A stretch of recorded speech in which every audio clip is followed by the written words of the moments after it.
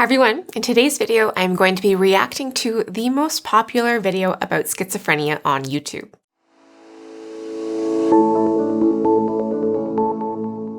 Hi everyone and welcome back to the Living Well with Schizophrenia channel. My name is Lauren and I live with schizoaffective disorder and I make videos about what it's like to live with a schizophrenia spectrum illness. If you'd like to see more videos from us, make sure to subscribe. And also, if you are interested in helping us create this type of content, please check out the link to our Patreon page. Once you become a patron, you also gain access to our online peer support community, through which you get access to a variety of peer support text channels as well as video channels. And we also offer multiple peer support groups every week. If this is of interest to you, or if you'd just like to help support us in creating this content, please check out the link to our Patreon page in the description below. Also, we want to say a huge thank you to all of our current patrons. You make creating this content possible. Thank you. Okay, so this video was posted 4 years ago, but it's a really old video from 1961 of an interview that was done with a person who is living with schizophrenia. And it's captioned that he was experiencing catatonic schizophrenia, but we'll kind of talk more about that as we watch the video. So this reaction of this video is going to be from my perspective, which is the patient perspective, and someone else who is living with schizophrenia.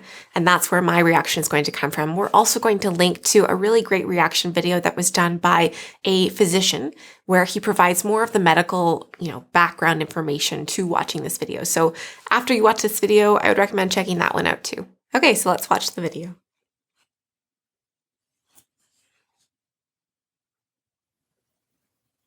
How are you feeling?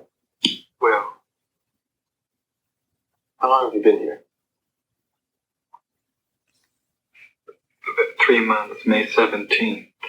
Okay, so just some initial reactions to, the thumbnail and the feeling of this video to begin with.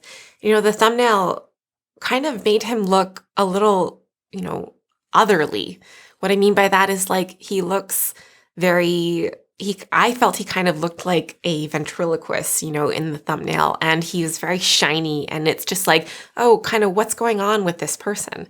And I think that's kind of unfair. And this also feels very much like he is, a suspect in a crime or something, the way the camera is just focused on him and the interviewer you can't see any identifying bits about the interviewer. And it all just feels very kind of creepy, and I feel like it's really playing into the stigma around illnesses like schizophrenia, and especially since it's coming from 1961 where, there was probably even more stigma around it.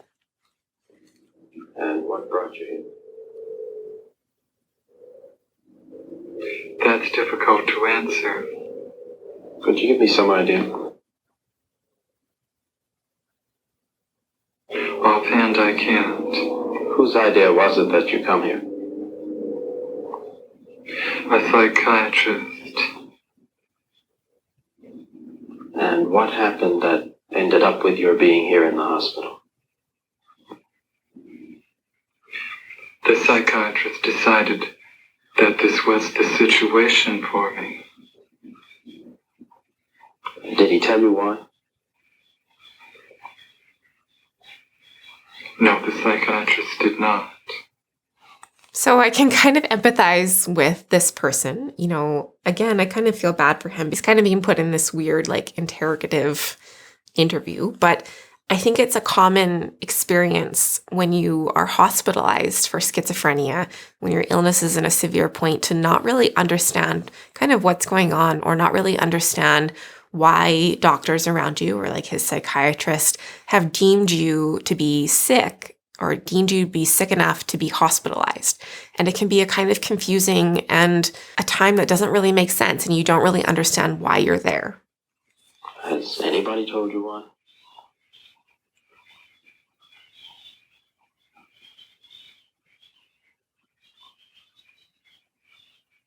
No. Have you any idea why? Yes. And what is that? I am not completely like other people. What do you mean by that? People dislike me because I am not completely like them. And in what way are you different?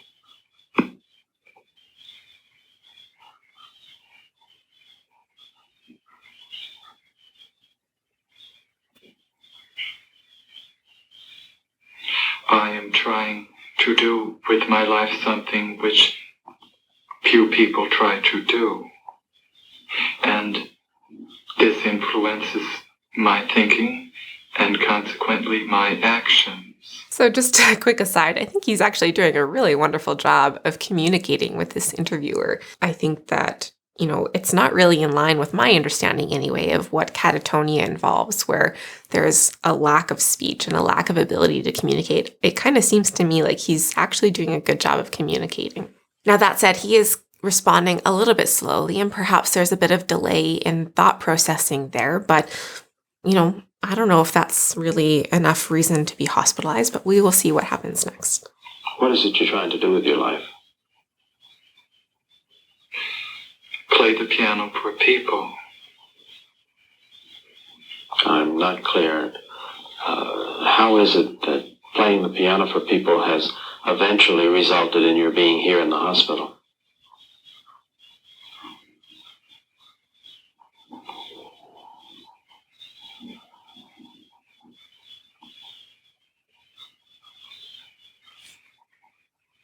I sit differently when I play the piano, and when I'm away from the piano, I occasionally look differently from other people, and this has caused dislike from people. They dislike you because you sit differently at the piano? Yes. What way do you sit at the piano that people would dislike you?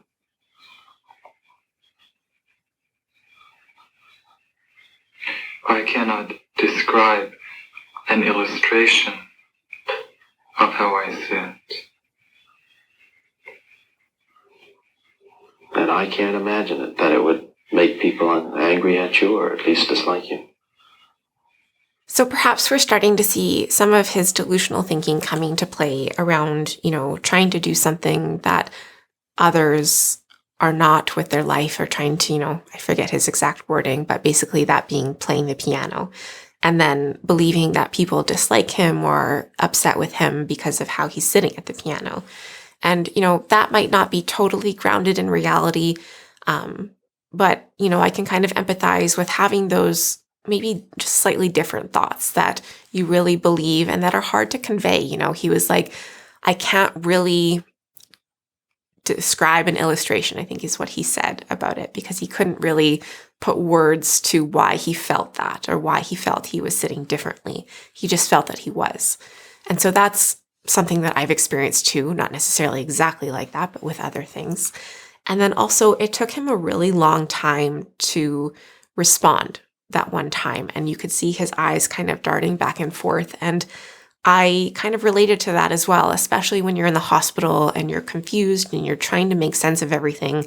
And the doctors are asking you a question. And not only are you trying to respond to that question in an accurate or, truthful way, but you're also worried about how your response is going to be interpreted by the doctors or by the people in, positions of authority that are interviewing you at that moment. And so, that's another reason why perhaps he could be delayed. How do you know they dislike you?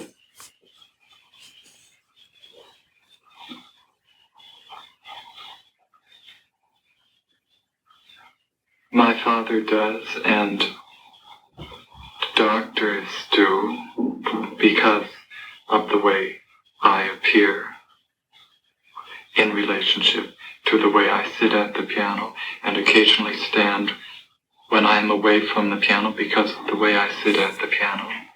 So I think that's kind of interesting that he mentioned his dad doesn't like the way he sits and doctors don't like the way he sits or the way he looks and whatnot, because that might be kind of an element of reality kind of intermingling with his delusional thought, where perhaps he's picking up on things like his dad and doctors think there's something wrong with him because of his presentation of schizophrenia or whatever it may be. And that's kind of getting interwoven into this delusional thought that people don't like him because of something that is maybe unrelated, such as sitting at the piano. You stand when you're away from the piano that they dislike you.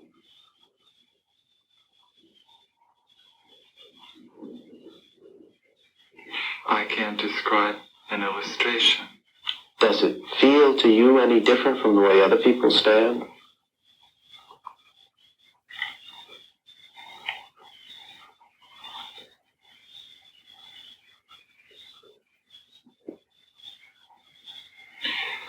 Yes, it feels different. In what way?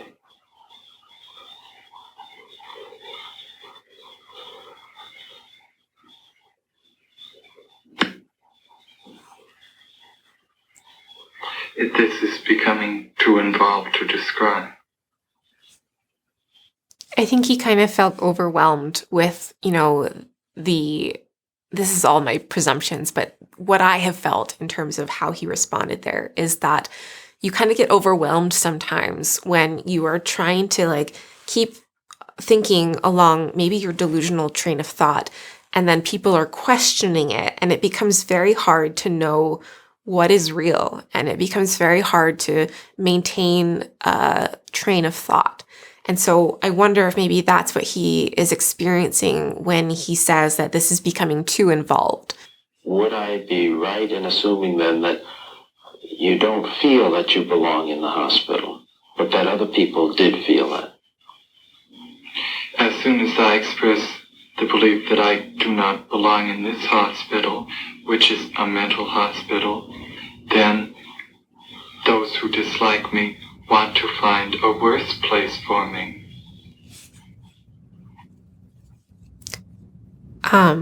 That's probably a really important thing to highlight in terms of how people who end up in psychiatric hospitals against their will really feel like it is not really a helpful or good place, and that, there's always that underlying fear of saying the wrong thing and ending up someplace even worse.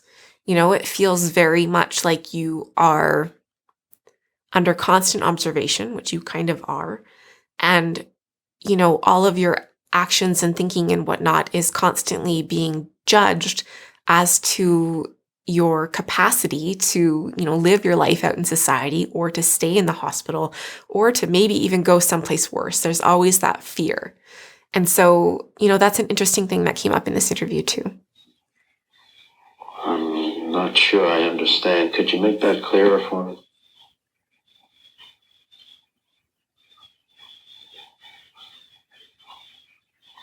No. Is this a way of... Yes, I can. As soon as I express the belief that I do not belong in this mental hospital, then those who dislike me want to find a hospital where the living conditions are not as good as this.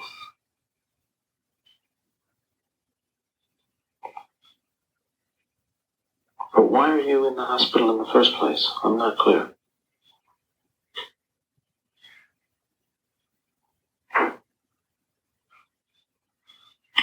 Because I'm working to do something in my life which most people do not do. This influences my thinking and occasionally my actions, and a psychiatrist has noticed this. What has he noticed? Likes the actions and the thinking, and has decided that I should be here to change them. What actions?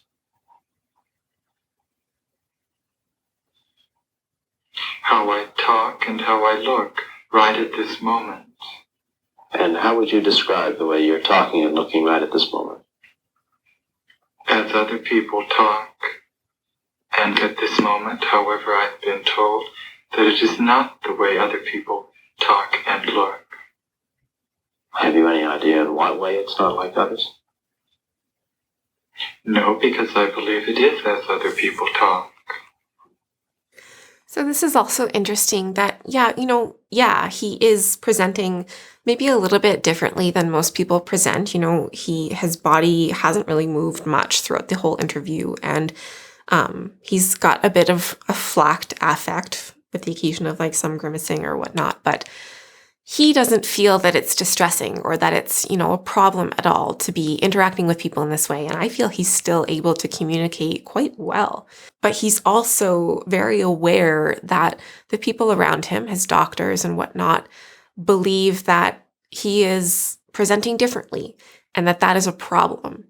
And I don't know, maybe that's something to explore a bit more within the medical community, is it really a problem if someone is presenting differently? I I think it's interesting that this whole video is kind of set up to display him as a bit of kind of like a sideshow or like a freak show, for lack of a better word. And it's kind of scary and setting him up as kind of a scary person. But all I'm really getting from this video from him is that he doesn't really understand why he's there. He doesn't really think he's sick, and he just kind of wants to play the piano. And so, I don't know, some stuff to think about there. So then, from your point of view, not from other people's point of view, from your point of view, you look, you talk, you think, you behave as other people do. You're very interested in learning to play the piano. You sit at the piano a little differently from the way someone else might, and you stand somewhat differently. Occasionally I stand differently. Now that, in itself, doesn't seem on the surface to be sufficient reason for being in a hospital.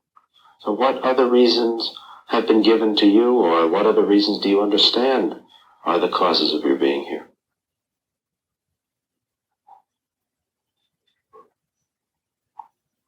I'm supposed to not be mentally well. Oh. And what's supposed to be wrong with you? No doctor has told me. That's hard to believe. I don't like that the interviewer said that's hard to believe. That's not very nice, because I don't think he's trying to lie and say that no doctor has told him. Maybe they have, and maybe he just hasn't understood and hasn't, processed that. And so it's kind of up to the doctors to keep trying to communicate with him, not just be like, well, we told you, and that's hard to believe that no one's told you.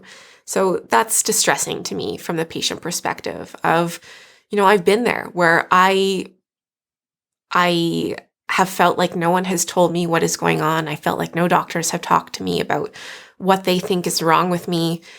I literally haven't remembered, and people around me, my partner and whatnot, have been like, oh, well, actually, no, they did talk to you about that, but I just didn't remember because I was in a compromised state. And that's probably a very common experience for people who are going through psychosis. I tell the truth.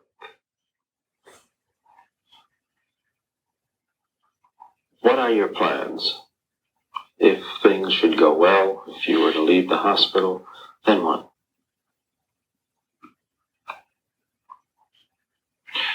I need financial help from my father to prepare me for obtaining a job as a piano instructor at a university where I will be able to teach people how to play the piano and also play the piano for people. Have you had the training yet to permit you to be an instructor?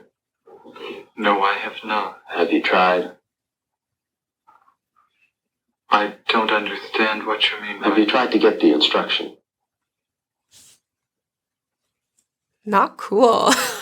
He just snapped at him, and he was just saying, I don't understand what you're trying to ask.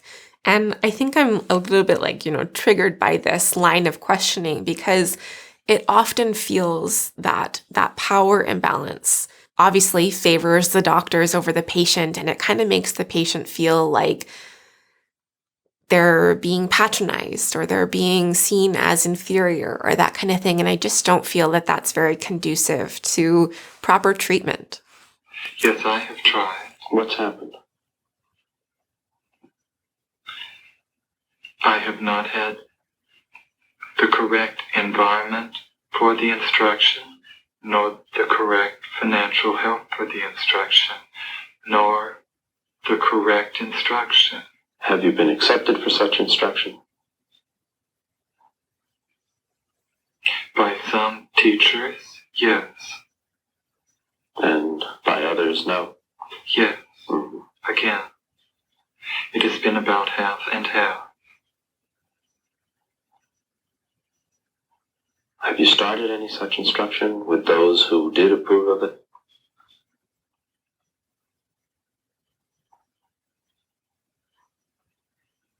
Yes. And how has it gone?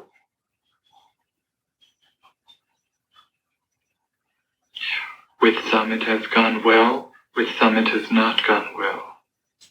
Okay, so There wasn't a lot to that interview, in my opinion. I don't feel that it's enough to really be able to say, oh yeah, this person was experiencing catatonia or even schizophrenia, really. But, there were some clues that he was experiencing delusional thinking or difficulties with processing or thought or whatnot. It specifically mentions that he is experiencing catatonia, and I just want to draw your attention to the diagnostic criteria for diagnosing catatonia. You need to have any 3 of the following signs. So, not responding to other people or their environment.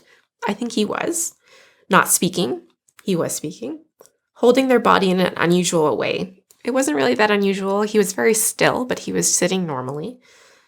Resisting people who try to adjust their body. So we didn't see that. So maybe that was part of it. Agitation.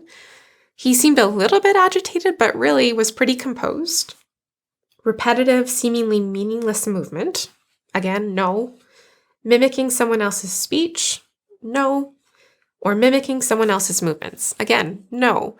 So I'm not really sure why it's labeled as catatonia. I think maybe this has to do with how catatonic schizophrenia used to be its own diagnosis, but the medical community has kind of moved away from describing a certain type of schizophrenia as catatonic or catatonia, because now it's more seen as catatonia being something that can be a result of a multitude of reasons, not just schizophrenia. Doctors now understand that other mental illnesses that can cause imbalances in your metabolism can also cause catatonia.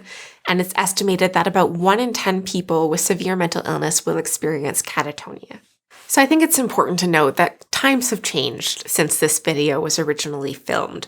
In the 1960s, I'm sure there was a lot more stigma around mental illness in general, and especially mental illnesses like schizophrenia.